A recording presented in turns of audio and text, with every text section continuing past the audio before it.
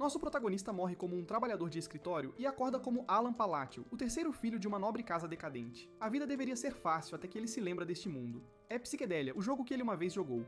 E em 10 anos, 5 seres chamados os Grandes Pecados aparecerão. Quando eles chegarem, avareza, ira, preguiça, orgulho e obsessão. O reino no condado de Palatio vai cair. Alan não tem um poder especial, mas possui um. Ele conhece o futuro do jogo, então elabora um plano arriscado. Antes que os grandes pecados despertem, ele os encontrará enquanto ainda são crianças. Os salvará de seu passado cruel e mudará seu caminho. 2 meses após tomar essa decisão, ele recebeu seu cavaleiro pessoal, Iban, em seu escritório. Iban informa a ele que conseguiu resgatar órfãos e os colocou em um orfanato que ele indicou, e entre eles estava uma menina chamada Utia. Alan fica contente ao ouvir essa notícia, e isso apenas confirma sua suspeita de que Iban é realmente capaz. Iban fica confuso se está sendo elogiado ou não, pois é difícil dizer com seu rosto sem expressão. Alan concorda com ele e tenta esboçar um sorriso desesperado, mas isso apenas o faz parecer ainda pior. Isso é bastante difícil para ele, já que seu rosto original era bastante expressivo, mas parece que suas emoções não aparecem em seu rosto atual. No entanto, Iebon agradece a Alon pelo elogio. Aparentemente a traição é comum no jogo, mas Iebon é um raro personagem de suporte de alto nível que não trai seu mestre. No momento em que Alan o encontrou, ele o contratou sem hesitação. Iebon então confirma para Alan que a invasão foi para resgatar Utia, e ele diz que sim. Iebon finalmente entende por que Alan está interessado em Utia, pois até ele, que é mercenário há muitos anos, percebe que Utia não é uma criança comum. Basicamente, ela é bastante forte, fazendo Iebon se perguntar por que ela permitiria ser capturada tão facilmente. Alan então pergunta a Iebon por que ele não trouxe a garota para a propriedade, já que seria mais fácil. Alan elogia Iebon pela observação e, embora pareça que ele está deixando o poder dela se perder, deixar Utia no orfanato faz parte do plano de Alan. Utia Bludia é uma membro da tribo do sangue grotesco que possui poder a partir de um contrato com um ser indescritível de outra dimensão. Utia mais tarde cresceu e se tornou o pecado da ira. Entre os 5 grandes pecados, ela recebeu um título que a fazia parecer um monstro que não merecia nada além da morte. Ela era um monstro que causou centenas de mortes, mas se conseguir crescer em paz, não participará da destruição de Alan. Ele conseguiu remover a primeira mina terrestre e, como não pode dar seu verdadeiro motivo, decide dar a Iebon uma razão falsa para deixar Utia lá. Alan inventa uma razão estúpida e Iebon acredita nele. Alan menciona que ainda não é o momento certo e diz a Iebon para garantir que mais ninguém saiba sobre o que eles estão fazendo. Ele também ordena a Iebon que forneça tudo o que o orfanato precisa para eles. Alan então passa uma carta para Ieban, dizendo-lhe para entregá-la a Utia. Ieban pergunta se a carta é importante e Alan responde que é uma carta para ajudar Utia a se estabelecer. Alan acredita que a carta seria ótima para acalmá-la, já que ela passou por uma dura experiência humana. Ieban fica impressionado que seu mestre até escreveu uma carta e prometeu entregá-la em segurança. Embora ele não saiba se a carta vai acalmar Utia, Alan acredita que precisa tentar primeiro. Aparentemente, ele misturou a mensagem real dentro das gentilezas que escreveu na carta. Isso era algo que ele ouviu dezenas de vezes enquanto jogava novamente. Era uma mensagem tranquilizadora do arcebispo que ajuda com o pecado da ira. No entanto, essa mensagem chegou tarde demais no jogo, mas Alan acredita que enviar a mensagem para Utia cedo deve ajudá-la a seguir na direção certa. Alan não consegue acreditar que está tentando fazer amizade com um monstro, mas como eles adoram um ser de outro mundo, ele acredita que isso deve funcionar. Quando Utia recebe a carta, ela leva um momento para lê-la, e nesse momento Ieban pode sentir o imenso poder mágico emanando de seu corpo, o que é bastante absurdo. Ela é basicamente uma criança estranha, totalmente desprovida de emoções. Utia então pergunta a Ieban se Alan foi realmente quem enviou a carta, e com o medo se espalhando por seu corpo, Ieban diz que sim.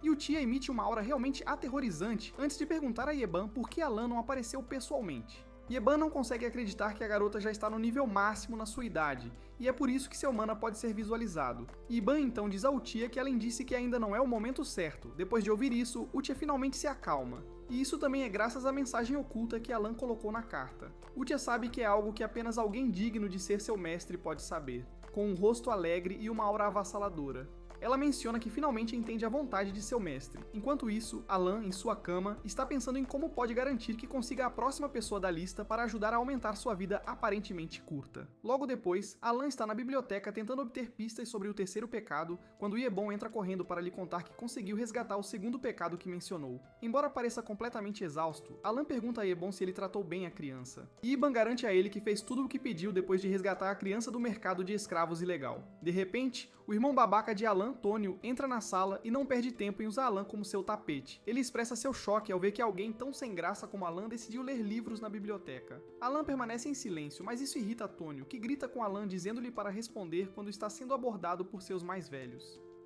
Alan não consegue acreditar que o antigo dono do corpo conseguiu sobreviver tanto tempo, já que Tonio está sempre arrumando brigas.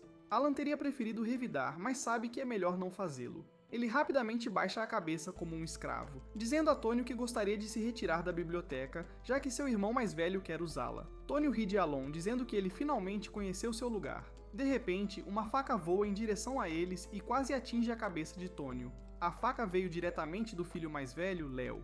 Léo fala sobre como não quer nenhum barulho logo de manhã. A tensão entre os dois imediatamente aumenta à medida que começam a ameaçar um ao outro. Alan se afasta gentilmente dos dois, pois não quer se envolver na briga deles. A família não passava de um personagem secundário que foi eliminada muito cedo. E mesmo sendo uma família poderosa, os dois irmãos briguentos estavam sempre envolvidos em uma feroz disputa para ver quem se tornaria o chefe da casa.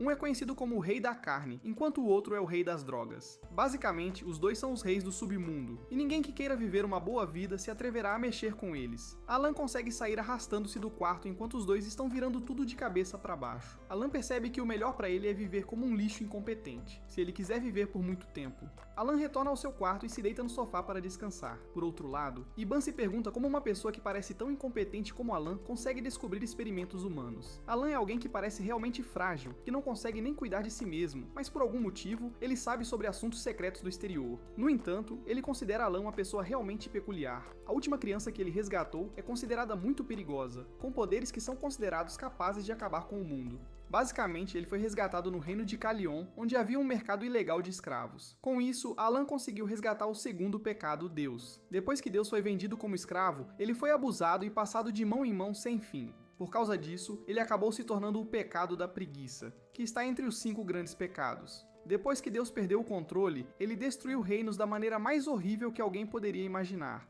Até mesmo a maioria dos jogadores ficou traumatizada com a crueldade de Deus ao eliminar seus inimigos. Por causa de quão perigoso ele era, Alan disse a Yaban para tratá-lo com delicadeza. Yaban então pergunta a Alan se a carta que ele enviou ao dia é sobre o segundo filho, e Alan confirma. Além da mensagem importante na carta recente, ele também acrescentou informações adicionais relevantes. Alan havia dito a Utia para cuidar da criança porque ela era frágil, e assim como seu mestre ordenou, Utia fez a coisa certa. Ela se aproxima de Deus para ajudá-lo em sua desesperadora situação mental, enquanto lhe diz que ele foi escolhido por uma grande pessoa. Utia disse a Deus que ele teria sua vingança contra aqueles que o prejudicaram se pudesse servir Alan com a máxima lealdade. Com a ajuda de Utia, Deus consegue liberar seu poder, mas também mantê-lo sob controle. Alan, por outro lado, está em pânico porque não sabe onde está o terceiro chefe. De repente, Yebon entra na sala para contar a Alan que o segundo filho, Tonio, está morto. Isso choca Alan genuinamente, pois Tonio não deveria estar morto ainda. Em pouco tempo, um funeral é organizado para Tonio, e até no salão, seu pai é visto se divertindo com garotas, como se não estivesse preocupado que seu filho acabara de morrer. Por outro lado, Alan acha realmente suspeito que Tonio tenha morrido em uma queda acidental, pois não foi assim que aconteceu no jogo. No jogo, Léo lutou antes de conseguir finalmente matar Tonio. No entanto, as coisas são diferentes porque Alan pode ver claramente Léo rindo sobre o corpo de Tonio. No entanto, Alan acredita que a única coisa que precisa fazer é garantir que reúna os 5 grandes pecados. Um ano depois, tudo na casa parece estar mais estável do que nunca, já que não há causa para a sucessão e Léo também assumiu o tráfico de drogas do irmão.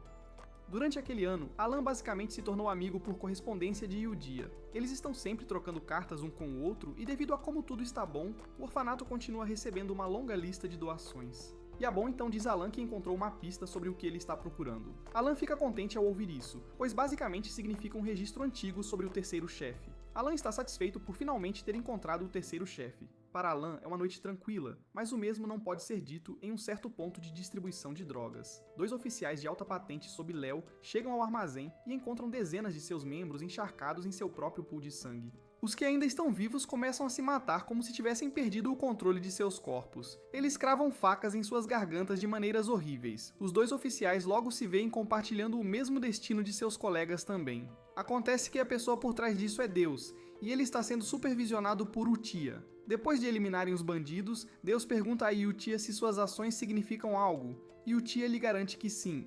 Utia pergunta a Deus se ele tem pena dos vilões, mas ele diz que não, já que são eles que fazem as pessoas usarem substâncias. Ele está apenas curioso sobre o que isso significa para o plano de vingança deles. O dia então o assegura de que isso prepara o terreno para o retorno de seu mestre, e como ele está vindo, não podem permitir que seu trono esteja em desordem. Deus finalmente entende tudo o que o dia tem pregado para ele, e antes de deixarem a cena, eles se certificam de que o armazém está completamente destruído. Eles deixam um sinal da lua azul no local da cena, pois se consideram a lua azul que é a lâmina de Alan. Mais um ano se passou e tudo parece estar indo bem, pois Yeben vem informá-lo de que conseguiu salvar a quinta criança também. A quinta criança também foi enviada para o orfanato, e Alan não consegue conter sua alegria por ter conseguido superar sua maior preocupação graças ao seu trabalho árduo. Alan não se importa em alimentar Yibon com as melhores guloseimas que consegue encontrar para descobrir o terceiro pecado.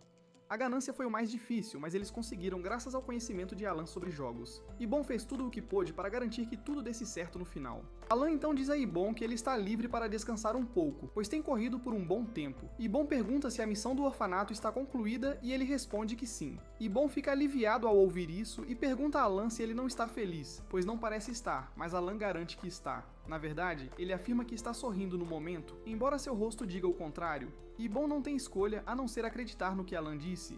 Alan deita-se no chão com o alívio de que tudo está indo da maneira que ele deseja. Como as crianças só se tornaram más devido ao seu passado maligno, ele fez de sua missão resgatar todas elas, e não achava que conseguiria fazer isso antes. Alan então pergunta a Yibon sobre a situação do orfanato, e Yibon lhe apresenta uma carta. Yibon garante que tudo está correndo bem, exatamente como esperado. Aparentemente as crianças eram inicialmente como bonecas quebradas, mas de alguma forma conseguiram se animar. Alan fica aliviado ao ouvir isso, já que não haverá razão para contratarem cuidadores. Alan se orgulha de Uchiha porque não esperava que ela conseguisse lidar com a pressão de cuidar das crianças. Alan suspeita que isso é fácil para ela por causa de seu histórico, que está ligado ao orfanato. Alan então diz a Yaban que com tudo o que viu, Uchiha é uma boa garota. Na carta que ela enviou, ela garante a Alan que ele não tem nada com o que se preocupar, pois tudo foi resolvido. Alan menciona o quanto está orgulhoso de ver as crianças crescendo bem, já que os 5 estão se desenvolvendo muito bem. Alan conclui que o ambiente também desempenha um papel enorme. Iban então pergunta a Alan quando ele planeja conhecer as crianças, já que ele disse que haveria um momento para isso.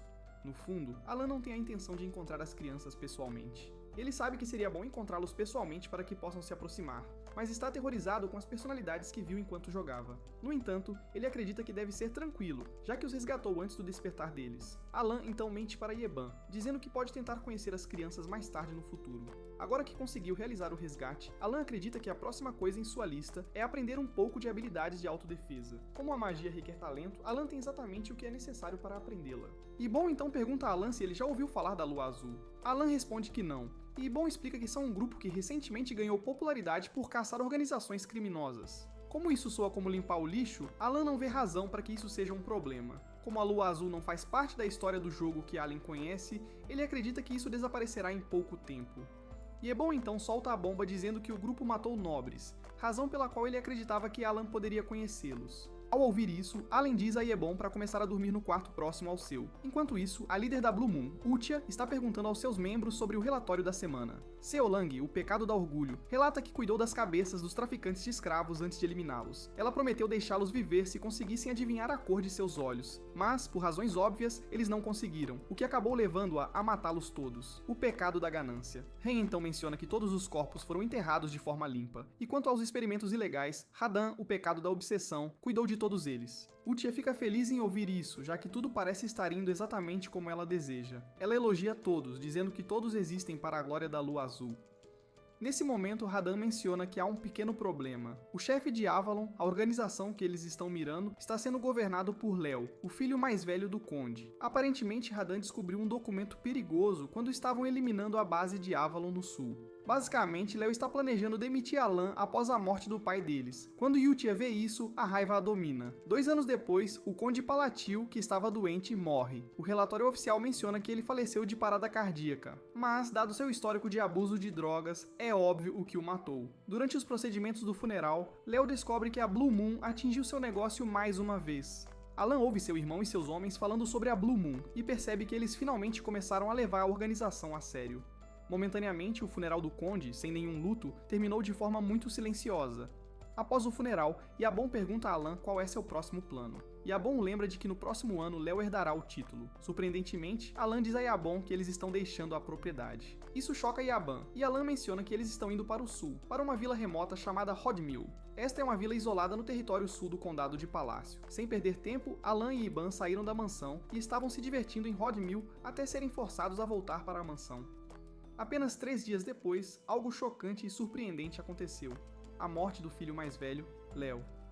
Alan não consegue acreditar que já está de volta à propriedade em apenas 3 dias. Alan se pergunta por que o filho mais velho está morto pouco mais de 3 dias após sua partida. A causa de sua morte foi uma facada no coração. No entanto, a questão de quem o matou permanece sem resposta. Mais tarde, Alan pergunta a Iban se ele encontrou algo em comum e ele responde que sim. Nesse momento, Iban pergunta a Alan se foi ele quem destruiu Avalon em uma noite. Essa pergunta choca Alan e ele finalmente percebe por que os outros nobres e convidados presentes têm medo de olhar nos olhos dele. No dia em que Alan estava indo para Rodmill, Iban perguntou a Alan por que ele não estava indo para uma cidade em vez de uma vila remota. No fundo, Alan sabe que o único lugar onde pode finalizar seu plano é em Rodmill, e é por isso que está indo para lá, já que salvou os 5 grandes pecados e impediu que o mundo fosse destruído.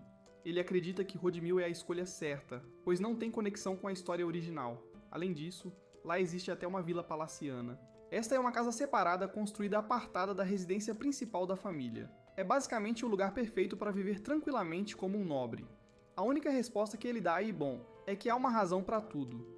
E Iban está cansado de ouvir isso, pois diz a Alan que ele está sempre ignorando as coisas, mas como não consegue expressar suas palavras, decide deixar para lá. Acontece que Léo já estava planejando matá-lo, mas como ele já está saindo por conta própria, decide adiar isso. Alan até se curva para ele como se estivesse com medo antes de ir embora, e tudo isso convence Léo a deixar Alan ir. No entanto, ele decide dizer a seu assistente Alman para seguir a carruagem de Alan. Alman então pergunta a Léo se ele quer matar Alan.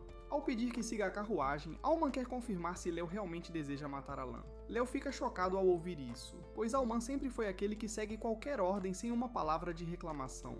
Léo fica surpreso ao ver que Alman está fazendo perguntas. Léo grita com Alman, dizendo que seu único trabalho é seguir as ordens, mas Alman de repente enfia sua espada em seu peito. Léo fica atordoado, perguntando a Alman por que ele o traiu. Alman sorri, dizendo a Léo que gosta de brincar de jogos. Alman menciona que tem brincado durante todo esse tempo, e acaba revelando que não é realmente Alman, mas Radan. O pecado da obsessão Radan diz a Léo, antes de acabar com ele, que ninguém toca em seu mestre, a Grande Lua. Ele menciona que podem estar restritos de realizar missões, mas quando se trata da segurança de seu mestre, não há dúvida sobre isso. Radan revela que esperou intencionalmente ele dizer que queria machucar Alan antes de finalmente agir para tirá-lo do jogo. Radan diz que esteve esperando por 2 anos inteiros apenas para que ele cometesse o erro. Enquanto ele está perdendo sangue, Léo diz a Radan que não conseguirá escapar de seus homens. Radan então responde que ele acabou de tornar a extinção de Avalon seu principal propósito com o que acabou de dizer. Radan balança a cabeça por Léo, dizendo que a Grande Lua Alan realmente lhe deu uma chance de viver, mas ele a estragou. Como de costume, Alan acordou em uma bela manhã que considera um paraíso, pois pode acordar a qualquer momento que quiser, comer quando quiser e aproveitar sua vida como um nobre. Alan está se divertindo tanto que pensa em começar um negócio de brindes. Ele está ocupado mastigando uma comida deliciosa quando Iban entra na sala para lhe dizer que acabou de receber uma mensagem. A comida de Alan imediatamente se torna amarga ao ler a carta e descobrir que ele é solicitado a retornar à propriedade porque seu irmão acaba de morrer. Com apenas essas palavras simples, seu chamado paraíso terminou em apenas 3 dias. Em luto, ele retornou à propriedade e percebeu que todos estavam reagindo a ele de uma maneira muito estranha. É então que Iban pergunta a ele quando ele se tornou um gênio capaz de destruir Avalon. Finalmente, Alan percebe que se encontra em uma simulação realmente louca. Alan então pede a Iban que explique a situação de como ele se tornou um gênio do crime. Iban simplesmente responde que é o único que pode ganhar algo com o caos. Iban continua dizendo que Léo foi assassinado depois que eles deixaram o complexo, o que é um álibi perfeito para ele. Além disso, isso o promove, em última instância, à posição de herdeiro sem rivais. Iban menciona que desde que Avalon se foi, Alan não teria mais ninguém causando problemas para ele. Com tudo isso junto, Iban diz que Alan se tornou o mestre do condado. Iban também se elogia, dizendo que é um mestre da espada e que está sob o comando de Alan. Alan, por sua vez, está confuso com tudo isso, o que o leva a perguntar a Iban se ele está se divertindo, já que parece estar dançando em círculos. Alan se senta para pensar sobre tudo o que aconteceu, refletindo profundamente. Ele não acha que exista alguma organização forte o suficiente para derrubar Avalon em apenas uma noite. De repente, ele se lembra de que Iban uma vez lhe disse que há uma organização que caça outras organizações. Alan pensa que os culpados podem ter sido a Lua Azul. Iban então diz a Alan que com as informações que obteve da guilda, não há indícios de que a Lua Azul esteja envolvida. Basicamente, a organização Lua Azul nunca deixa corpos, mas deixa uma marca. Os oficiais de Avalon, por outro lado, foram mortos com o uso de uma espada. Alan finalmente percebe por que o escolheram como o mentor, porque ele tem um assistente que empunha uma espada. Como a Lua Azul não apareceu antes da história principal e não há indícios de que sejam os culpados, Alan começa a se perguntar quem poderia ser. Mais tarde, durante suas reuniões habituais, o Tia pergunta a seus colegas se houve algum vestígio de seu envolvimento no que aconteceu, mas eles a asseguram de que não houve nenhum. A única coisa que deixaram para trás foram pilhas de corpos, e fizeram tudo do jeito que o Dia queria. O Dia sorri porque seu plano funcionou tão bem. Isso basicamente acabou com Avalon, a poderosa organização que um dia manteve o reino de Asteria como refém. Tudo o que o Tia e seus colegas precisaram foram 5 dias para trazer a ruína a Avalon. Radahn então diz ao Tia que a limpeza não está completamente finalizada, o Tia pergunta o que ele quis dizer com isso, e ele explica que encontrou mais nobres que estão conectados a Avalon. Aparentemente, o Ducado de Altea parece ser o culpado mais envolvido em tudo isso. Sem pensar 2 vezes, o Tia diz ao grupo que é necessário que eles removam a ameaça discretamente. O Tia então pergunta a seus amigos sobre a Guilda de Informação, e eles a asseguram que a guilda não tem nada que os ligue a toda a aniquilação. Basicamente, todas as outras guildas compartilham a mesma opinião que a Guilda da Informação, pois todas estão chamando isso de inferno criado pelo Mestre das Espadas. Ren então pergunta a Ultia se eles devem manter vigilância e ela diz que sim. O Tia explica como é importante que o mestre deles não descubra tudo o que está acontecendo. Deus menciona que Léo, que era irmão de Alan, foi quem o atacou primeiro. O Tia então diz que não podem justificar o que fizeram, já que não receberam uma ordem de Alan. O Taia lembra a eles que são uma espada e não tem permissão para pensar por conta própria. O Taia diz que a Lua Azul só se move por ordem dada e, além disso, avisa que seu mestre sabe de tudo. Com isso em mente, ela os instiga a sempre viver de acordo com os padrões estabelecidos por seu mestre e nunca decepcioná-lo. Deus fica surpreso ao ver que Yuria, que é extremamente poderosa, tem medo de Alan descobrir sobre suas façanhas. No entanto, Deus não pode argumentar, porque tudo o que estão fazendo é por Alan. 1 mês depois, Alan se vê preso a várias tarefas. Esta não é a vida que ele imaginou para si, mas a vida que o escolheu. Por causa da morte de Léo, Alan acumulou uma grande carga de ressentimento. Surpreendentemente, a morte de Léo não deveria acontecer até 6 anos depois. Devido à morte repentina de toda a família, todo o trabalho recaiu sobre Aileen.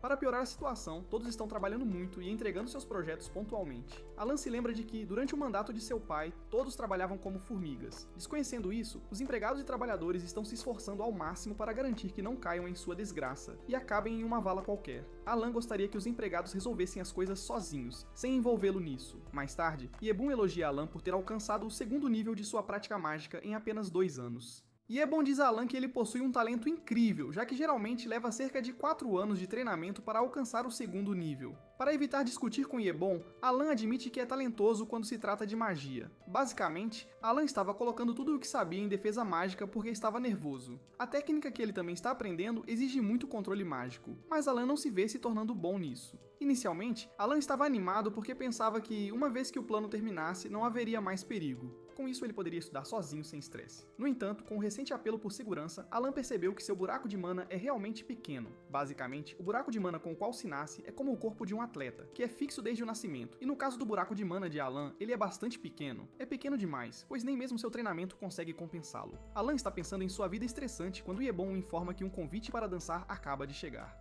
Alan fica surpreso ao ser convidado para uma festa dançante, mas não tem escolha a não ser comparecer. Ao entrar no salão, Alan reclama que já está cansado. A festa é um baile regular para networking entre nobres, que acontece na região sul do reino de Asteria. Alan também pensa em construir conexões durante o baile, já que em breve será conde. Ele percebe que ter um bom relacionamento com outros nobres pode garantir sua segurança no futuro. Alan faz seu movimento, mas todos os nobres começam a evitá-lo como se ele fosse algum tipo de doença. Yuban o consola dizendo para ele não ficar chateado, mas Alan nem está chateado. Alan já esperava que algo assim acontecesse. Alan diz a Yuban que precisa se retirar. Alan se dirige à mesa de bebidas enquanto pensa em sua jogada. Embora esteja sendo evitado por ser o Ovelha Negra, Alan está preparado para resolver sua situação atual com as habilidades sociais que afirma ter praticado em segredo. Ao pegar uma taça de vinho, ele se aproxima de uma senhora enquanto fala sobre como a bebida é agradável, diz à mulher que adoraria levar algumas garrafas para casa e tenta encerrar a conversa com um sorriso. Mas como era de se esperar, seu sorriso parece horrível, com o medo se espalhando pelo corpo da mulher. Ela diz a Alan que vai pedir ao pai para providenciar isso, e antes que Alan possa dizer mais alguma coisa, ela sai correndo. Alan se vê isolado, enquanto os outros convidados da casa começam a sussurrar sobre como Alan deve ter ameaçado a inocente senhora, forçando-a a fugir. Na verdade, eles acreditam que Alan é pior do que seus irmãos falecidos. Alan tenta se enganar quanto à realidade de que a senhora está com medo dele, e conclui que ela deve ser tímida. Yebon se aproxima para consolar Alan e menciona todos os sacrifícios que fez para tentar garantir que tudo saísse bem. Finalmente, ele percebe que o nome Palácio é mais temido do que imaginava. Desde que os rumores afirmaram que ele mandou matar seus irmãos, ele se tornou automaticamente a pessoa com quem todos não querem se associar. Cansado do ambiente, Alan diz a Yebon que precisa de um pouco de ar. Enquanto isso, Alan está sendo observado por uma peculiar mulher de cabelo vermelho. Alan está relembrando sua vida miserável na varanda quando uma estranha garota aparece pedindo para falar com ele. Alan fica chocado ao perceber que alguém acabou de falar com ele, e quando olha mais de perto, descobre que é Loria, a terceira filha da casa do Cal Althea. Alan não fica totalmente surpreso ao ver alguém da casa falando com ele. Alan se lembra de que a família Althea é um dos grandes vilões do jogo. Eles são basicamente a ovelha negra do norte. Alan percebe que quem decidiu falar com ele não é uma pessoa comum. No entanto, Alan se pergunta por que não se lembra da garota, já que não acha que a viu enquanto jogava. Nesse momento, Lauria vai direto ao ponto, dizendo a Alan que ela precisa de sua força, porque em breve será assassinada. Alan fica chocado ao ouvir isso, e a garota continua dizendo que até aquele momento esteve sob a proteção de seu pai porque é filha de sua amante. No entanto, seu pai adoeceu e ela teme que suas irmãs a abandonem. Alan finalmente percebe que tudo se trata de sobrevivência, e então ele se dá conta de que não se lembra da garota, porque ela morreu antes do início da história principal do jogo. Loria continua implorando a Alan para ajudá-la, e Alan responde que não vai ajudar. Loria prossegue dizendo que não está pedindo sua ajuda de graça. Loria promete a Alan metade do ducado se ele puder ajudá-la. Alan a ignora, dizendo que está indo embora. Alan admite que Loria está em uma situação difícil, mas ao mesmo tempo ele também estará se colocando em perigo se a ajudar. Mesmo que queira ajudar, Alan sabe que não pode, pois ao contrário do que dizem, ele é apenas um cara sem talento. Justo quando está prestes a sair pela porta, a consciência de Alan o impede e ele se vira para falar com Loria. Ele lhe diz que algo bom vai acontecer para ela, e no fundo, ele espera que ela realmente conheça alguém que possa ajudá-la. Enquanto isso, os pecados que observam Alan notaram que Lauria se aproximou dele e deduzem que contar a Utia é a melhor opção antes de agir. Rin então diz a Deus que talvez não precise relatar a situação, já que Loria é a única Althea que não está afiliada às coisas ruins que eles estão fazendo.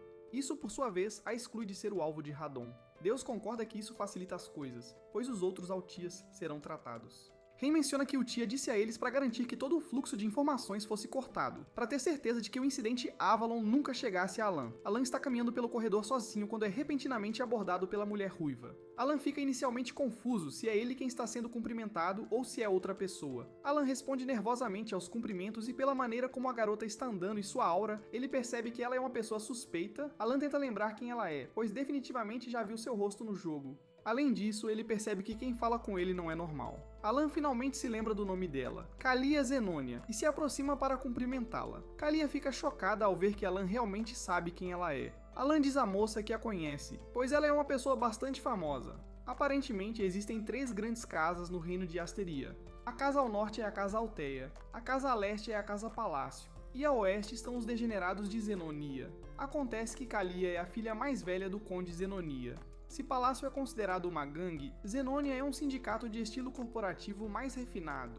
Embora ele precise de alguma conexão nobre para viver uma vida tranquila, Alan teme que não deveria se envolver com os Zenonias. Alan continua com o elogio, dizendo a Kalia que ela é famosa porque é bonita, e Kalia o agradece pelo elogio. Kalia diz que gostaria de conversar mais, e Alan concorda, mas menciona que há muitos olhos os observando em profundidade. Alan só quer que a moça o deixe seguir seu caminho. Kalia sorri, dizendo que Alan é exatamente como o rumor disse, mas ela o avisa que gostaria de vê-lo novamente. Alan fica surpreso com isso, deixando-o se perguntando o que a moça quis dizer. Enquanto isso, Deus e Rin ainda estão monitorando a situação, e parece que algo mais preocupante surgiu. Deus diz a Rina que há um cara estranho seguindo Alan. Como não há ordens diretas sobre isso, Rin sugere que eles observem, mas que passem para a eliminação se necessário. Mais tarde, Alan e Iban vão para um cânion que Alan supostamente estava procurando. Iban é cético em relação a tudo isso, e tenta dizer a Alan que o interior do cânion é escuro, mesmo estando em plena luz do dia. Alan, por outro lado, está se alegrando por finalmente ter encontrado seu objetivo. Ele reza para estar no lugar certo, porque pode muito bem cair em depressão se acabar sendo o lugar errado. Ao entrar, Alan fica aliviado ao ver que é exatamente o que ele estava procurando. Basicamente, foi fácil de encontrar no jogo, ao contrário do que ele acabou de passar para saber sua localização. Alan aparentemente veio ao cânion por causa de um certo labirinto, o Labirinto dos Sussurros. Se ele conseguir resolver os enigmas em 8 câmaras, terá uma chance de ganhar um valioso artefato como recompensa. Como ele ainda se lembra de todo o guia, acredita que é hora de saborear a alegria do grind do nível 1. Alan fica impressionado ao estar na entrada do labirinto, já que é a primeira vez que o vê na vida real. Ebon então menciona que o canyon parece ter sido construído à mão, o que o leva a questionar como Alan conhece o lugar também. Alan menciona casualmente que vem aqui com frequência, e isso choca Ebon. Percebendo que Ebon já está pensando demais, Alan diz a ele que está apenas brincando. Ao entrar no labirinto, eles encontram vários monstros pendurados no teto, esperando que eles errem um enigma para que possam ser esmagados. Enquanto Yaban está em pânico, Alan permanece calmo, o que choca Yaban. Alan se concentra apenas no enigma. Enquanto Iban tenta entender como falhou várias vezes em decifrar Alan, Ebon reflete profundamente sobre isso, e percebe que nenhuma das missões que realizaram esteve realmente relacionada entre si. Desde derrubar uma organização maligna, até salvar um escravo, pagar a dívida de alguém, ajudar um órfão e várias outras semelhantes. Isso faz com que Ebon questione como Alan conhece o labirinto se ele nem sequer sai da propriedade. Nesse momento, Alan menciona que acertou o enigma, mas eles precisam esperar a mão gigante terminar o que está fazendo. Embora Ebon esteja curioso sobre Alan, ele sabe que algo bom sempre surge de cada missão que eles realizam. A porta começa a se abrir, fazendo Ebon se perguntar o que exatamente Alan está planejando novamente. Quando a porta finalmente se abre, eles se deparam com incontáveis tesouros, sentados na grande sala. À distância, há um desafio com anéis. Aparentemente, a única missão de Alan é o anel negro em um dos dedos. E Ebon fica surpreso ao ver que esse é o único objetivo deles, pois parece ser totalmente inútil. Alan pega o anel e percebe que ele é grande demais para sua mão, mas mesmo assim decide levá-lo. Ele diz a Ebon para largar os tesouros que ele havia empacotado, pois eles só trariam problemas para eles. Ao saírem do labirinto, Alan assegura a Ebon que não há nada perigoso no caminho de saída. Alan está agradecido pelo guia, pois isso facilitou as coisas para ele. Momentaneamente, eles encontram um pequeno problema. Um grupo de golems de pedra bloqueou o caminho, e Ebon já está pensando em como tirar Alan de lá. Nesse momento, Alan lhe diz que ele não precisa se preocupar, pois vai lidar com os golems. Ebon tenta dizer a Alan que a fuga é a prioridade número 1 deles, independentemente do que ele esteja planejando. Alan caminha em direção aos golems enquanto levanta o dedo que segura o anel. Ebon está preocupado que Alan vai acabar se matando, pois sua magia de nível 2 é inútil contra os golems. Quando se aproxima o suficiente dos golems, Alan usa o anel para ativar a instrução de restrição. O tempo para, e Alan se encontra em uma dimensão vazia onde o sistema lhes informa que ele tem 2 restrições que pode implementar. Alan lembra que no jogo, sua posição atual possui uma janela de seleção. Olhando para o abismo, há um rosto gigante, e Alan acredita que a recompensa por completar o labirinto é a instrução de restrição. Como o nome sugere, é um artefato do tipo absorção que impõe restrições ao usuário em troca de poder. A voz que acabou de falar com Alan fez tudo parecer muito real. Alan então menciona sua primeira restrição.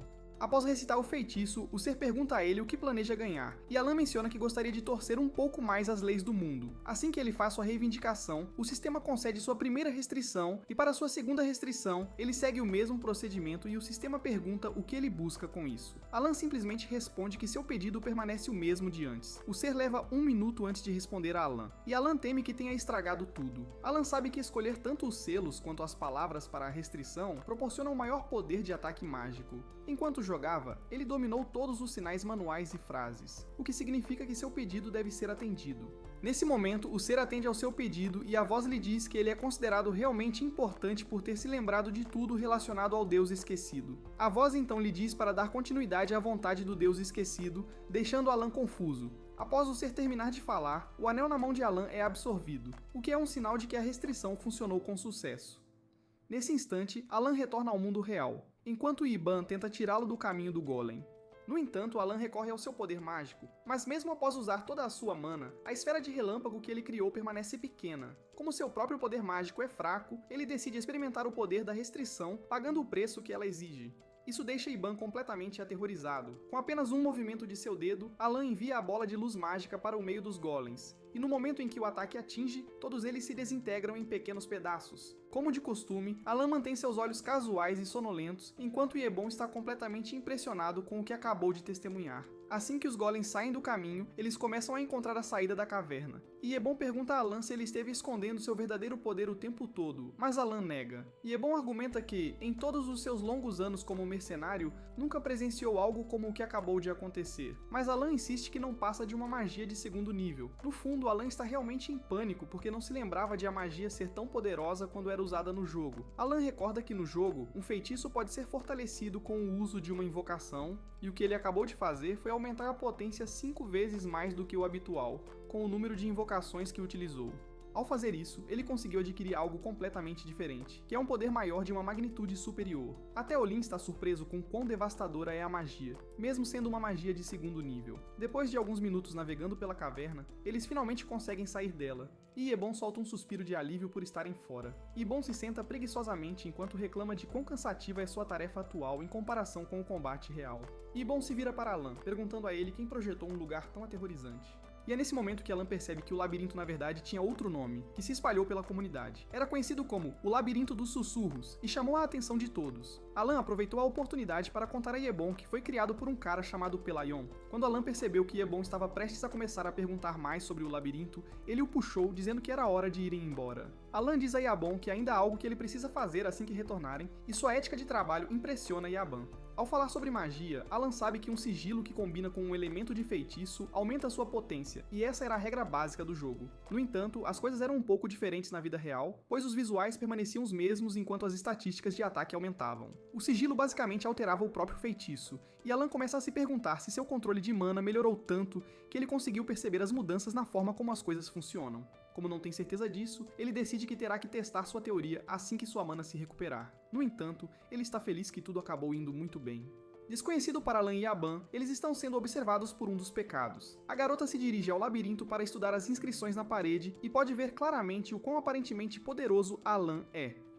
Ela fica impressionada com tudo o que testemunhou, pois Alan parece saber de tudo e até se mover de acordo com o que ela sabe. Ela fica maravilhada pelo fato de acreditar que Alan era o cara chamado Palan. Além disso, ela está mais interessada no fato de que a invocação que Alan usou não estava registrada nos livros presentes na biblioteca antiga. Tudo isso junto faz com que a reverência dela por Allen aumente ainda mais do que antes, e ela finalmente chega à conclusão de que tudo o que o tia disse era verdade. Nesse momento, Deus se juntou a ela, e ela perguntou se ele conseguiu obter as informações para as quais havia ido, mas ele disse que não, alegando que seu alvo morreu antes que ele conseguisse o que precisava dele. Ela ficou um pouco decepcionada com isso, e deixou claro que teriam que relatar a Utia para obter mais informações. Como o trabalho deles na área estava concluído, os dois voaram como magos. Enquanto isso, na casa do Conde de Zenônia, Kalia não consegue parar de falar o nome de Alan desde que o conheceu durante o baile.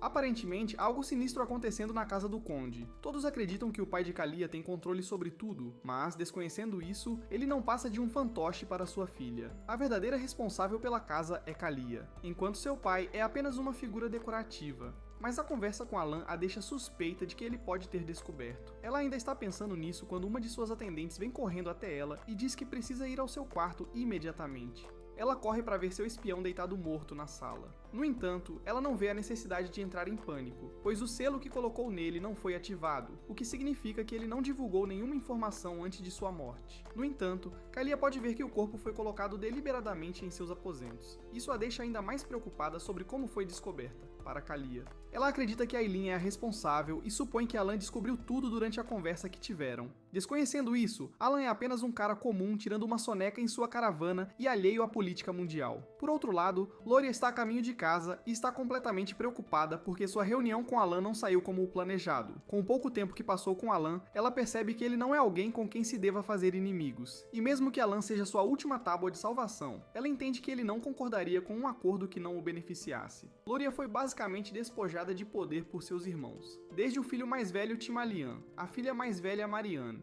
a segunda filha Filine, até o segundo filho. Loria chegou à mansão da família pensando em como havia conseguido sobreviver graças à influência de seu pai. Agora que seu pai se foi, ela se vê com a pergunta sobre o que deve fazer. Assim que entra na casa, duas empregadas correm em sua direção, parecendo preocupadas e gritando seu nome. As empregadas lhe dizem que seus irmãos Kig e Filene se enviaram para o além, e a notícia a choca até os ossos. Ela não quer acreditar que indivíduos impiedosos como Kig e Filene se eliminariam voluntariamente. Lauria então pergunta às empregadas sobre Tamalion e Marianne, mas ela obtém sua resposta ao entrar em seus quartos e encontrar seus corpos pendurados um sobre o outro. Lauria fica em total choque enquanto observa os corpos de seus irmãos, e enquanto todo o caos se desenrola, um dos pecados é visto saindo da área com um sorriso no rosto. Após uma missão bem sucedida, toda a propriedade é lançada no caos, pois ninguém entende o que está acontecendo. De repente, Loria se lembra do que Alan lhe disse no final da reunião. Ele havia dito que a boa sorte a encontraria. Por causa disso, Loria chega imediatamente à conclusão de que Alan está por trás de tudo o que aconteceu. Com as mortes súbitas de seus irmãos, Loria se torna de repente a única herdeira do Ducado de Altea.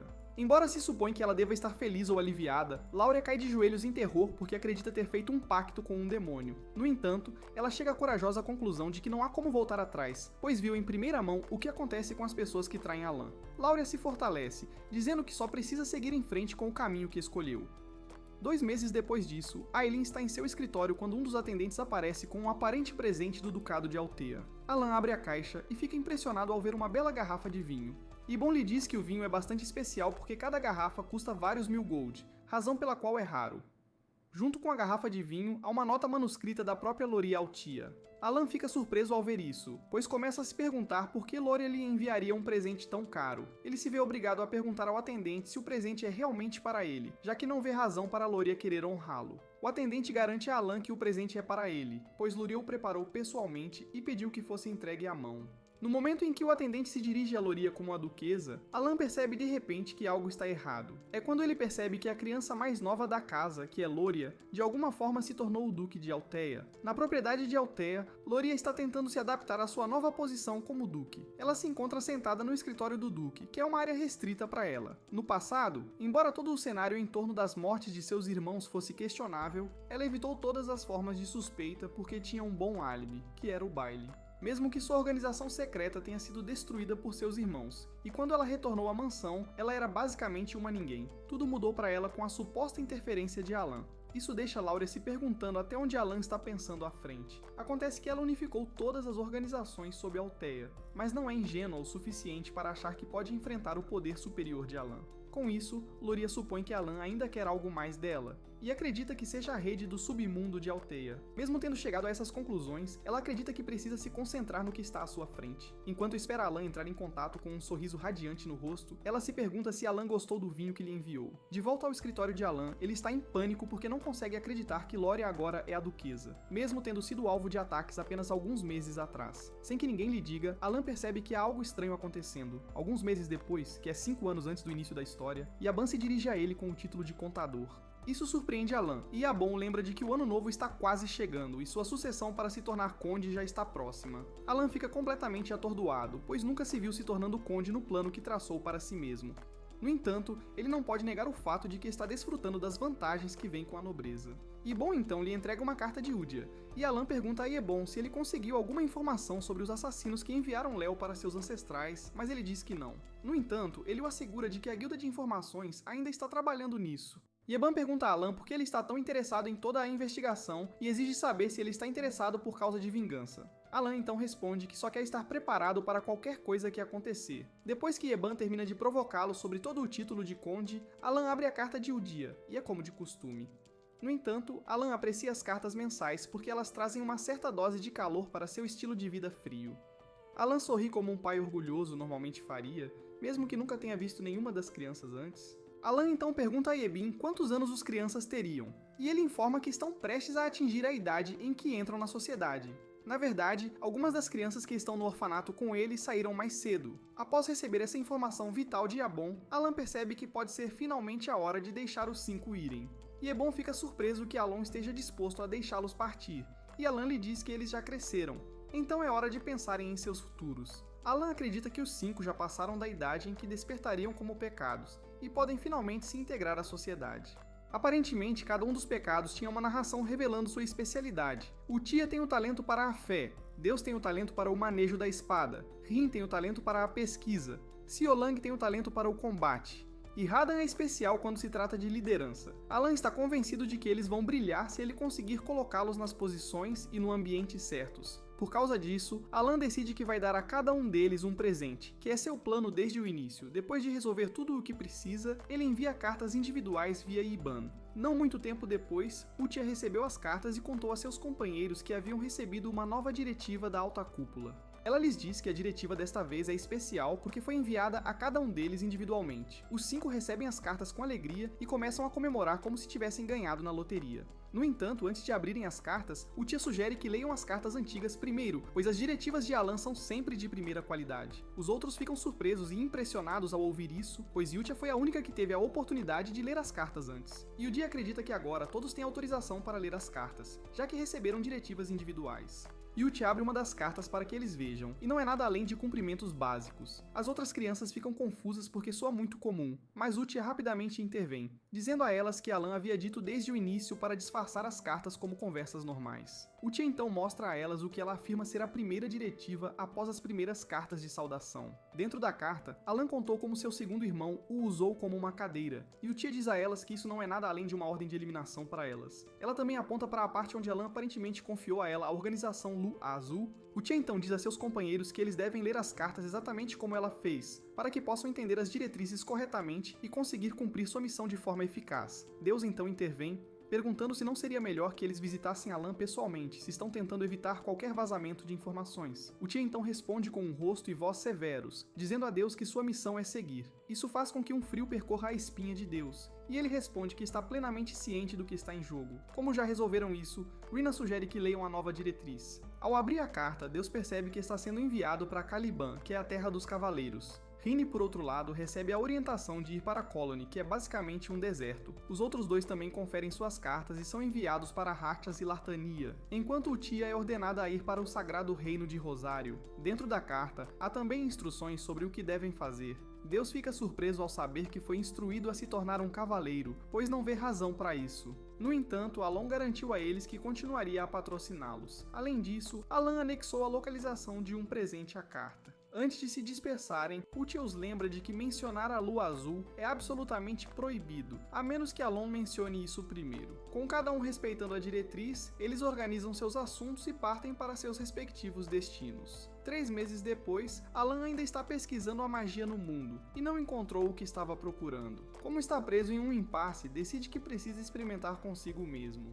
Alan então se lembra novamente dos assassinos e pergunta a Iban sobre eles, mas Iban informa que ainda não houve progresso. No fundo, Alan percebe que tudo o que está acontecendo é resultado do efeito borboleta do que ele fez. E isso se tornou de certa forma incontrolável. Um exemplo claro disso é Loria. Ela deveria ter morrido, mas de repente se tornou a Duquesa de Altea, onde agora está construindo um poder aterrorizante no submundo. Alan então diz a Yabon que não há necessidade de investigarem o assassinato novamente. Ibon fica surpreso ao ouvir isso, mas Alan percebeu que seria melhor se toda a situação permanecesse desconhecida. Ele não quer se aprofundar em nada que esteja fora da missão, pois está tentando evitar quaisquer consequências desastrosas. Ele sabe com certeza que as organizações secretas não interferem a menos que algo as prejudique, e não quer cutucar a colmeia. Yebon segue as ordens de seu chefe e garante que não irá investigar novamente, mas o avisa que Deus foi nomeado cavaleiro em Caliban. Alan recebe a notícia com grande alegria, pois é algo que vale a pena celebrar. Pouco mais de 3 meses depois disso, Yebon informa a Alan que Deus criou uma ordem de cavaleiros. Isso choca Alan, pois criar uma ordem de cavaleiros significa que Deus é de nível especialista ou superior, mesmo que ele não tenha sido nomeado cavaleiro há muito tempo. Yebon concorda com Elon, dizendo que Deus é realmente um talento impressionante, pois Caliban é conhecido por ser rigoroso em relação à sua nobreza. 6 meses depois disso, que é um ano após os 5 pecados se tornarem independentes, Alan se torna completamente um conde. Alan está em seu escritório quando Yebon entra, e como de costume, ele tem algumas novidades para ele.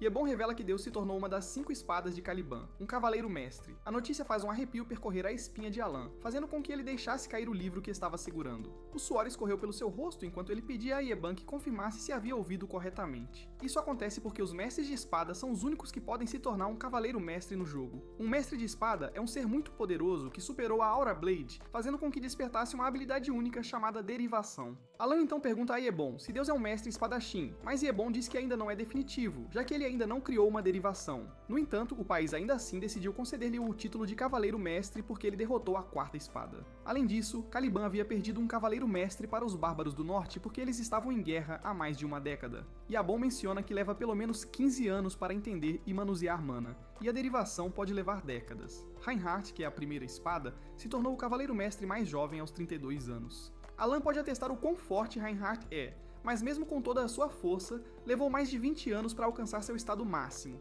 No entanto, Alan fica impressionado com o fato de que Deus atingiu o nível de um cavaleiro mestre em apenas um ano, mesmo sem saber nada sobre esgrima no início. Como a derivação é a única coisa que falta, Alan acredita que Deus tem o que é necessário para superar até mesmo Reinhardt como espadachim. De repente, Alan começa a pensar nos benefícios que poderia obter ao educar as crianças da maneira certa, mas ele rapidamente afasta esse pensamento da cabeça.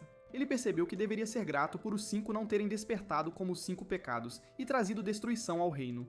Alan finalmente chega à rápida conclusão de que o bem-estar das crianças é a principal coisa em que ele precisa se concentrar. Enquanto isso, na região central da capital de Caliban, Cúrdan, há um bairro residencial de alta nobreza onde reside a Ordem dos Cavaleiros. De pé ao lado da janela e contemplando a grande vista da cidade está Deus, que agora é o capitão dos Cavaleiros Eclipse, e o mais jovem Cavaleiro Mestre. Deus sorri ao ver sua irmã acenando para ele do lado de fora do prédio. Deus se lembra de como tudo aconteceu até aquele momento. Ele se lembra de ter perdido tudo para os vilões conhecidos como os Negros. Por causa disso, foi dominado pela raiva e pelo ódio. Ele se viu preso, e embora tenha sido salvo por Alan, não achou que isso fosse motivo suficiente para ser leal a ele. Sua lealdade estava apenas na promessa de que se vingaria do que havia perdido. E por causa disso, ele se tornou um membro da Lua Azul. Deus começou a trabalhar como um agente e a assumir missões perigosas sem se importar com sua própria segurança. Durante anos ele participou de missões que o aproximavam um passo mais dos negros. Após anos de serviço, ele finalmente recebeu sua primeira diretiva pessoal, e dentro da carta havia uma instrução dizendo que havia um presente em uma pequena pousada no sul de Caliban. Mesmo que Deus nunca tenha sido alguém que se empolgasse com presentes, ele decidiu conferir. Deus entrou na estalagem e seus olhos se iluminaram de choque ao que viu dentro. O presente que Alan havia preparado para ele era a família que ele pensava ter perdido para sempre. Era sua irmã, que estava na estalagem, e Deus correu para abraçá-la apertado enquanto as lágrimas escorriam pelo seu rosto.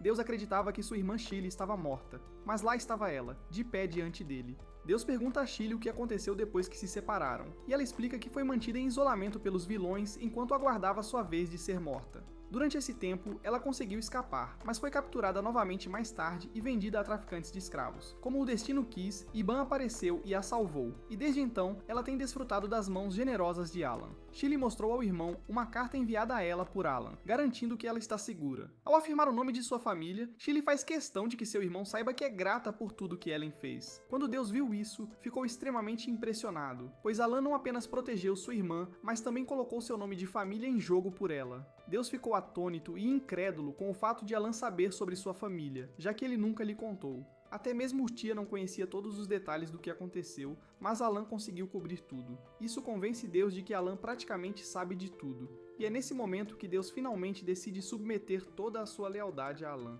Agora que sua irmã está diante dele, Deus está feliz por Alan ter ignorado sua tolice em questionar sua supremacia. O único objetivo de Deus era a vingança, mas o presente de sua irmã era incomparável, e por causa disso, ele se tornou mais do que um fanático. Na verdade, ele fez da sua missão de vida retribuir a bondade de Alan. O objetivo de Deus é alcançar o mais alto escalão em Caliban e se tornar um cavaleiro mestre para que possa criar uma guarda de elite composta pelos melhores espadachins. E esse sonho já está se concretizando. Deus está determinado a enfrentar qualquer dificuldade até o dia em que puder saldar sua dívida com Alan. Até lá, Deus está pronto para provar a si mesmo além do que se espera dele. Como parte de seu esforço, ele e os Cavaleiros do Eclipse logo partem em uma expedição para lutar contra os bárbaros. Enquanto isso, Alan sente uma semblante de paz, e acredita que isso se deve ao fato de que as crianças estão todas crescidas ao mesmo tempo. Alan se dedicou à pesquisa desde que voltou do labirinto. Neste ponto, ele chegou a uma conclusão sobre os resultados de sua pesquisa atual. Com o que ele anotou, ele percebe que a refração realça a imperfeição de um feitiço concluído, expandindo assim sua área de efeito. A repulsão, por outro lado, comprime a forma do que é disparado, o que faz com que o projétil se transfira. Assim como esses, Alan reuniu todas as variáveis da magia que está pesquisando. Ele também descobriu que só pode usar magia uma vez por dia, devido ao seu pequeno núcleo de mana. No entanto, Alan concluiu que a magia é divertida, embora inicialmente tenha debatido que era apenas para autodefesa.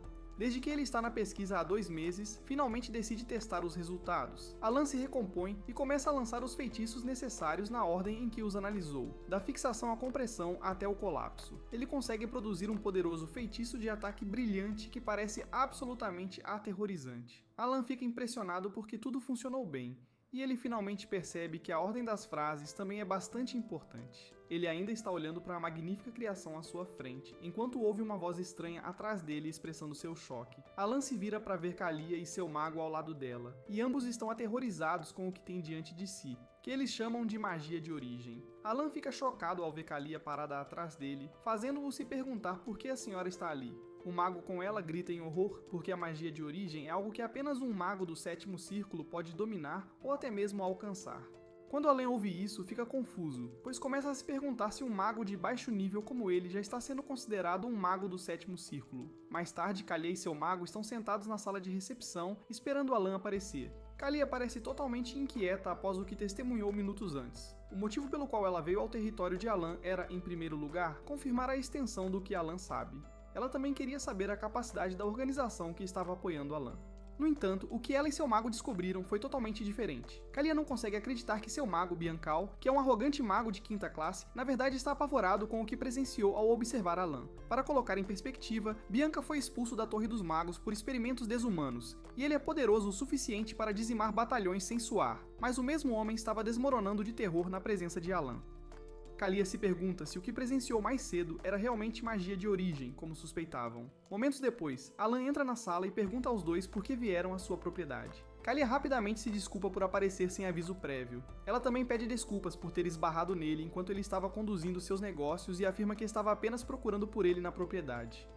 Alan a acalma, dizendo que não vai guardar rancor pelo que aconteceu. No entanto, Alan diz a Biancu e Kalia que a magia que eles testemunharam ele usar não era magia de origem. Ele lhes diz que é apenas um mago de segundo nível que não é capaz de manipular magia de origem. Alan se volta para Bianchel dizendo que está bastante certo de que percebeu que a magia que usou não tem função real. É basicamente uma magia que é inútil tanto na defesa quanto no ataque. Com uma voz severa e uma aura imponente, Alan diz aos dois que eles devem manter o que viram em segredo. Bianchel rapidamente intervém, garantindo a Alan que ele não viu claramente. Kalia fica chocada ao ver isso, pois não consegue acreditar que alguém tão arrogante quanto Bianchel pode estar usando honoríficos. Enquanto conversava com Aylan, Alan ficou contente por terem resolvido o mal-entendido e perguntou por que eles vieram vê-lo. Kalia então revelou que estavam apenas na área e acharam que seria bom prestar suas homenagens, o que significa que não tem nada importante para discutir com Alan. Alan ficou um pouco desapontado ao ouvir isso e deixou claro que tem muitas coisas a fazer, então não tem a liberdade de ficar brincando com eles. Kalia se levantou para reconhecer a breve presença de Allen com eles e disse a Alan que ela e Bianchel agora iriam se retirar. Justo quando estavam prestes a sair, Alan disse a Kalia que ela deveria considerar visitar Loria se o que busca é um companheiro para conversar. Alan informa a Kalia que há uma chance de que eles se deem bem. Embora Kalia esteja cética, ela garante a Alan que vai considerar sua sugestão. Após a breve discussão, Kalia e Bianca saem e ao saírem, Iebon se volta para Alan perguntando por que a família Lixo viria vê-los. Alan responde que na verdade não tem ideia do que os Zenonia querem com eles. Alan está preocupado que as coisas definitivamente piorariam se o boato se espalhasse de que ele usou magia de origem. Ele também poderia ver pessoas embriagadas de poder correndo atrás dele, já que elas estão em um mundo de fantasia desde o início. Ao mesmo tempo, Alan não acredita que Kalia visitaria Loria porque eles são rivais ferozes no submundo. Enquanto se afastam da propriedade, Kalia se vira para Bianchel e pergunta se a magia de Alan era realmente magia de origem. Bianchel então responde que não era magia de origem. Bianchel explica que a magia de origem é uma magia que impõe suas próprias leis no campo dos princípios totais. É uma oportunidade e um privilégio concedido a arquimagos supremos. Mas a magia de Alan era completamente diferente. Bianco revela que ativou seu olho de observação e viu a magia de Alan. O campo da magia estava essencialmente sendo despedaçado, e Alan estava distorcendo os princípios. Ele estava colapsando leis, mas ainda conseguia manifestar o feitiço, o que é um milagre que desafia toda lógica e razão. Com um rosto horripilante, Bianchel revela que por trás da magia de Alan estava o poder e o trabalho de um grande deus esquecido. Só de pensar nisso, a cabeça de Bianchel começa a derreter, e ele diz a Kalia que uma vez recebeu elogios por buscar conhecimento antigo, conhecido como a magia da Era Esquecida. Por causa de seu conhecimento do que sabe e do que viu, Bianchel diz a Kalia, com todo o terror, que ela nunca deve pensar em se opor a Alan, ou mesmo em se tornar uma inimiga dele. Após ouvir isso, Kalia conclui que não tem razão para descobrir o que Alan quer e decide que visitar Lauria pode ser a melhor opção, já que ela não é nada além de uma peça no jogo de Alan. 5 meses depois disso, que é 2 anos após as crianças terem conquistado sua independência, Alan pergunta a Iebon se houve alguma atualização sobre os 5. Yaban informa que não há atualização sobre os 5, mas há algumas notícias importantes que ele precisa saber. Acontece que o condado de Zenonia e Altia Ducal formaram uma aliança, e a notícia disso choca Alan. Ele não quer acreditar que os dois pilares do submundo se uniram. Ele segura a cabeça em frustração por ter conseguido escapar de uma calamidade dos 5 pecados. mas o mundo está prestes a perecer graças à aliança do submundo. Ele finalmente percebe, em sua ignorância, que Kalia deve ter seguido seu conselho no dia anterior. Ao perceber que pode ter estragado tudo, Alan tenta se enganar com o fato de que a aliança entre os dois definitivamente não funcionaria porque eles têm personalidades totalmente diferentes. No entanto, ele conclui que precisa se preparar, caso precise. Alan então se senta para escrever uma carta para Kulia, tentando parecer amigável com ela, caso as coisas não saiam como esperado. Ele envia Yebon para entregar a mensagem pessoalmente e Yebon lhe assegura que fará o que foi instruído, ao mesmo tempo em que garante que também irá procurar o paradeiro das crianças. Após a partida de Iban, Alan começa a se perguntar o que Radan e Seolang estão fazendo, pois são os únicos que não têm entrado em contato entre os 5. Alan está preocupado que Seolang tenha caído para a morte, mas ao mesmo tempo acredita que ela deveria ter ascendido ao nível de guerreiro se tivesse encontrado o presente que ele deixou para ela. Aparentemente, ele deixou uma armadura de armas que é a besta sagrada da tribo da Crina Dourada. Quando a armadura é vestida, ela proporciona uma chance de acerto crítico de 20%. Alan está convencido de que Seolang deve estar se saindo bem, pois ele até deixou uma fonte de recursos para ela, e a terra para onde a enviou é um lugar onde o poder pode ser conquistado pela força. Enquanto isso, na colônia da Nação do Deserto, Seolong está realmente aproveitando ao máximo. Ela encontrou o traje de combate deixado para ela como presente e está completamente grata por isso. Tudo o que ouviu quando era criança sobre a tribo da Crina Dourada parece ser verdade. Ela ouviu falar sobre a relíquia que foi passada por gerações e concede poder e autoridade divina. Seolong obteve o legado, e ela enfrentou todas as provas e desafios apresentados por ele. Embora tenha sido difícil, ela conseguiu encarar cada obstáculo de frente porque se lembrava de quando foi salva pela graça de Ellen, quando ainda era uma mera cobaia. Ao salvá-la, Allen lhe deu o poder de se vingar do dragão negro que exterminou seus pais. Por causa disso, Seolong percebe que é o desejo de Alan que ela se torne a maior gladiadora viva. Além disso, espera-se que ela reúna a tribo dos Homens Dourados dispersa e a restaure à glória, com o poder que lhe foi concedido. Empolgada com tudo o que passou, Seolong está finalmente pronta para fazer o que é necessário por Alan, seu salvador, e pelos Beastkin, enquanto se certifica de eliminar sua inimiga, o Dragão Negro. Mais tarde, Yebon conta a Alan que tem algumas informações sobre Seolong. Aparentemente, ela recebeu um nome, o Flash Dourado, por causa de como atua na colônia. Alan fica satisfeito ao saber que Seolong está indo muito bem. Alan então pergunta sobre Radan, mas Yebin diz que há algumas informações sobre ele, embora não tenham certeza se são confiáveis. De repente, Alan se volta para Yeban, perguntando por que ele está relaxando quando deveria estar ocupado. Yebon fica confuso ao ouvir isso, pois basicamente já terminou tudo o que Aylan lhe pediu para fazer. Alan então intervém, dizendo que precisam se preparar cedo, pois leva cerca de um mês apenas para chegar à Torre Mágica. Mas isso é uma novidade para Alan. Alan age como um tolo, perguntando a Yebon se ele não mencionou isso para ele. Yebon se recusa a discutir com ele porque já está acostumado com a maneira como ele faz as coisas. Yebon então menciona que leva apenas algumas semanas para chegar à Torre da Magia Verde, mas Elan o corrige, dizendo que estão indo para a Torre da Magia Azul. Aparentemente a Torre da Magia Azul fica perto da cidade do labirinto, e como é longe, Yaban decide começar a preparar suas coisas. Alan se joga no sofá, pensando na exaustiva viagem de carruagem que está prestes a começar. No entanto, ele não tem escolha, pois o item necessário para suportar seu pequeno núcleo de mana está na Torre da Magia Azul. Alan pode testemunhar que a cidade labirinto está repleta de memórias, pois ele passou muito tempo jogando. Aparentemente, o labirinto no centro da cidade era considerado sem fim, mas quanto mais fundo o jogador vai, melhores itens podem ser obtidos. Apesar de milhares de jogadores se dedicarem ao labirinto, ninguém nunca alcançou o seu final. O grupo de chat estava sempre barulhento, com jogadores reclamando sobre o quanto tentaram chegar ao fim do labirinto sem sucesso. Assim como no jogo, relíquias e artefatos são descobertos no labirinto, por isso, avaliadores de magia certificados são encontrados na cidade. Isso então faz Alan lembrar de Rin, que diz que fará o exame de avaliador em breve. Alan está confiante de que com o tipo de talento que ela tem, ela vai passar no exame com facilidade. Ao mesmo tempo, ele está preocupado que o presente que deixou para Rina seja muito pequeno, já que não passa de uma avaliação de equipamento. No entanto, ele está preparado para oferecer mais apoio se o presente for considerado insuficiente. Falando sobre a cidade labirinto Lartania. É uma cidade de mercenários e exploradores, que não é governada por ninguém. Localizada na cidade, há uma loja de avaliação secreta chamada Mert. Devido à qualidade dos serviços que oferece, a maioria dos clientes da loja são nobres e exploradores de alto escalão. E entre esses nobres está o próprio senhor da cidade. Ele é visto na loja avaliando o que parece ser um dispositivo gerador de chamas, e o atendente é Ren. Rin está usando um dispositivo estranho no rosto e com isso ela consegue dizer ao senhor o que ele deve saber sobre o aparelho. O senhor fica feliz com a contribuição dela, como de costume, e a elogia por isso. Depois que o senhor vai embora, Rin tira o dispositivo e olha ao redor da loja. Como agora está sozinha, ela narra que a loja é famosa graças ao serviço distinto que oferece, que é um presente para Alan. Aparentemente, na carta que ele enviou a ela na época, ele havia dito para ela se tornar uma avaliadora, mas ela não entendeu isso de imediato. Ela sabe que tudo o que estão fazendo é para se livrar dos vilões, mas nunca viu razão para se tornar uma avaliadora. Essa era sua convicção até encontrar o presente que Alan havia deixado para ela. O relicário que lhe foi dado era conhecido como Olho da Narrativa, um artefato que identifica rapidamente itens abaixo de um certo limite de mana para auxiliar na avaliação. Rain ficou completamente impressionada, pois o que viu era totalmente diferente do que aparecia nos livros armazenados na biblioteca. Depois de levantar os selos, a impressão ganhou vida e ela percebeu que, para derrotar os vilões, precisava aprimorar o relicário. Ela considerava isso uma habilidade e um meio de oferecer sacrifícios, e desde então tem trabalhado na relíquia com o tempo que passou com o dispositivo.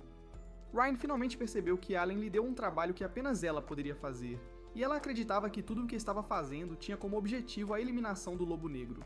3 semanas depois, Alan e Aban chegam à Torre Azul e encontram o vice-mestre da torre, que lhes diz que o mestre da torre não está disponível no momento. O vice-mestre P.J. Clint pede que eles digam qual é o assunto e saiam da torre. No momento em que Alan a vê, ele a reconhece do jogo. Aparentemente, ela é uma maga talentosa que conseguiu alcançar o 8º círculo e até se tornou a mestra da torre em seus 20 e poucos anos. Sabe-se que a torre mágica possui grande poder de combate e monopoliza a produção de necessidades específicas, o que lhe confere um status igual ao da nobreza. A autoridade de um vice-mestre que transcendeu a humanidade é considerada divina, mas mesmo com o quão assustador tudo parece, Alan se apresenta de maneira casual. Alan diz a PDA que está ali em relação à Fenda do Tempo porque pode removê-la.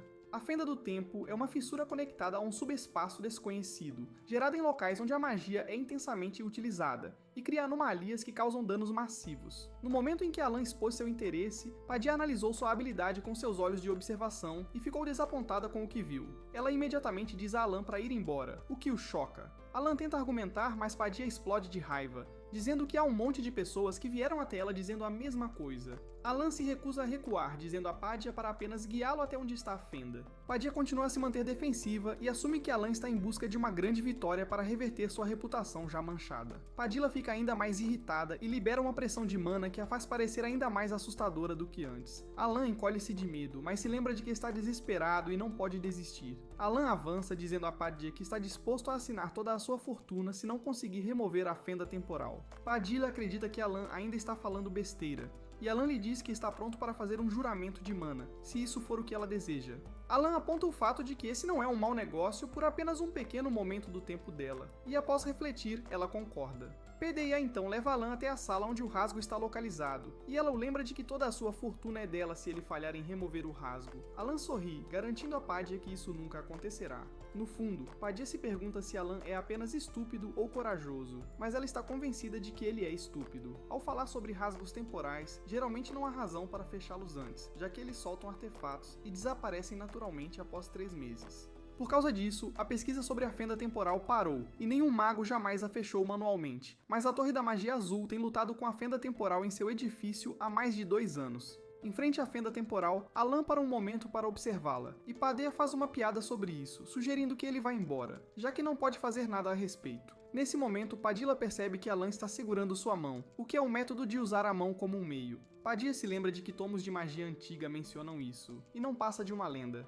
Padilla acredita que Alon está apenas brincando e o provoca, pedindo que ele pare de fazer isso. De repente, tudo fica em branco, e Padilla percebe que tudo parou de se mover. Ela imediatamente ativa seu olho de observação, e é nesse momento que vê a enorme fenda vermelha diante da presença de Alan. E sendo a talentosa maga que é, ela consegue sentir o poder avassalador à sua frente. Antes que perceba, encontra-se sob a influência do poder maior que a encara nos olhos. O ser avassalador se aproxima dela e faz sua demanda conhecida, e enquanto o suor escorre pelo seu rosto, ela concorda com as referidas exigências. Quando tudo se acalma, a fenda se fechou e Alan está parado à distância, casualmente, como sempre faz. Em sua mão também está o relicário que ele veio buscar, e ele está satisfeito que tudo ocorreu de forma tranquila e fácil. Ele se vira para Padilla para lhe dizer que vai levar o relicário, e em vez de seu habitual jeito cruel, Padilla parece estar totalmente submissa. Ela diz a Alan que ele é livre para fazer o que quiser e promete não contar a ninguém sobre isso. Alan está confuso e supõe que sua finta não funcionou com a garota. Ele então caminha em direção a ela, mas ela rapidamente se afasta, garantindo a Alan que pode manter um segredo. Alan fica surpreso ao ver a moça agindo de maneira tão estranha, mas a ignora e diz a Yebon que é hora de irem embora. De repente, Padilla o para, dizendo que tem uma poção de recuperação de mana para ele e que foi feita pessoalmente por ela. Alan fica impressionado com o fato de estar recebendo uma poção que foi feita pela própria vice-mestre da torre. Alan ainda está examinando a poção quando Padilla se aproxima para perguntar se ele gostou. Isso deixa Alan ainda mais confuso, pois ele não quer acreditar que Padilla está fazendo tudo isso porque está agradecida pelo fato de ele ter ajudado a fechar o portão. Padilla continua agindo de maneira estranha ao dizer a Alan que vai garantir que cumprirá o pedido que Alen fez. Na verdade, ela está pronta para fazer um juramento de mana se isso fizer Alen acreditar nela. Antes que Alan possa chamar sua atenção para o fato de que ela está interpretando as coisas de forma errada,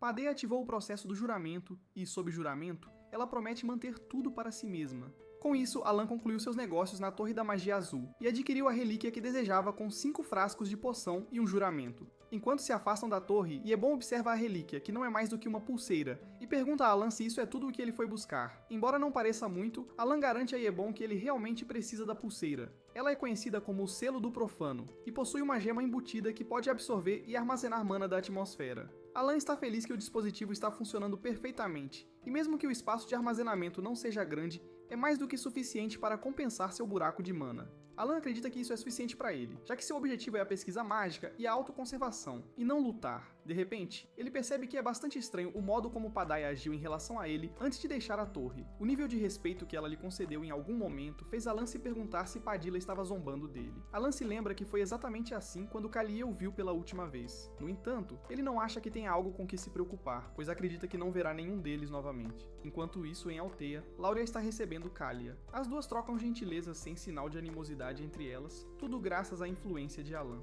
Kalia está feliz por ter seguido o conselho de Alan e ter vindo ver Lauria. Foi durante a conversa que ambas perceberam que Alan estava muito à frente delas. No entanto, foi basicamente uma aliança formada graças ao comando de Alan. Os dois não tinham escolha, a não ser trabalhar juntos de forma sinônima, já que ambos estavam abaixo de Alan e uma luta pelo poder seria, em última análise, inútil. Lauria então pergunta a Kalia por que ela veio visitá-la, mesmo sabendo que a conferência agendada é no mês seguinte. Kalia então revela que Alan enviou uma carta sobre sua última visita. Kalia mostra a Lauria a carta, e nela, Alan fala sobre a última visita de Kalia ao Manor e como as coisas se desenrolaram. Ele acrescenta que alguns outros nobres também reclamaram a ele sobre isso, e pelo que se pode entender da carta, parece ser uma carta de desculpas comum. Mas as garotas acreditam que há uma mensagem oculta nisso. Desde que chegaram a essa conclusão, as duas acham que seria melhor discutir sobre isso. Elas não perdem tempo dissecando os nobres que tem no reino e a que facção pertencem. Depois de tanto pensar, as duas chegam à mesma conclusão de que Alan não gosta de todos os nobres e suas facções inúteis. Com isso em mente, elas assumem que Alan quer matar todos os nobres. As duas damas acreditam que Alan quer se livrar dos nobres existentes e criar um novo regime. As duas basicamente pensam demais em tudo e chegam à mesma conclusão, que Alan quer estar no topo. Como estão ansiosas para ajudá-lo, começam a discutir seus planos. Enquanto isso, na Torre da Magia Azul, o mestre da torre chegou e exige saber todos os detalhes sobre a visita de Alan. Ao mesmo tempo, Alan está apenas preocupado com a forma como quer voltar para casa rapidamente para poder receber a carta mensal de Utia.